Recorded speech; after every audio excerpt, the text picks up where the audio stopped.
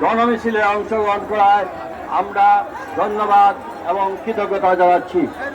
প্রচন্ড রৌদ্রের মধ্যেও আজকে আমাদের এই গণমিছিলে প্রধান অতিথি অ্যাডভোকেট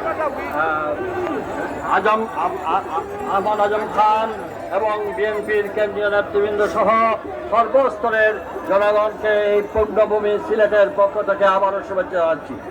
আজকে আমাদের একটি দফা সিলেট বিভাগের গুমকৃত ইলিয়াস আলী সহ সকল গুমকৃত নেতাদেরকে পরিষ্কার করে আমাদেরকে জবাব দিতে হবে।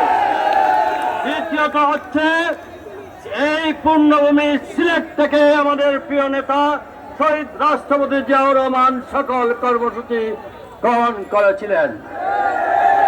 আমরা কেন্দ্রীয় নেতৃবৃন্দকে এটাই বলতে চাই, সিলেট বিভাগ মুক্তিযুদ্ধ থেকে শুরু করে সকল সংগ্রামে সিলেটের ছাত্র জনতার উজ্জ্বল ভূমিকা রয়েছে।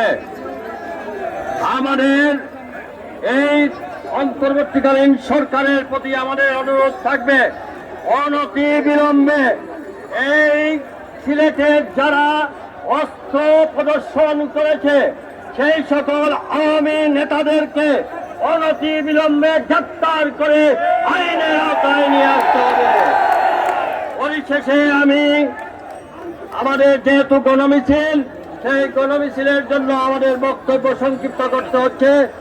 আমার আহ্বান থাকবে, মিছিলে যত শৃঙ্খলা বজায় থাকে, একই সাথে আমাদের প্রিয় নেত্রী দেশ নেত্রী বেগম খালেদা জিয়া যেন সুস্থ হয়ে এই সিলেটের মাটিতে আবার আসতে পারে, সেই দোয়া আমরা করি।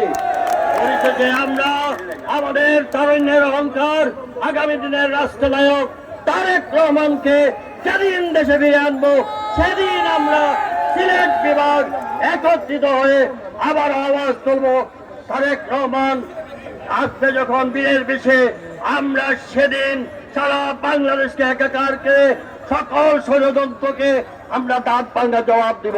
এই প্রত্যাশা ব্যক্ত করে আমি আমার বক্তব্য এখানে শেষ করছি। আল্লাহ হাফিজ।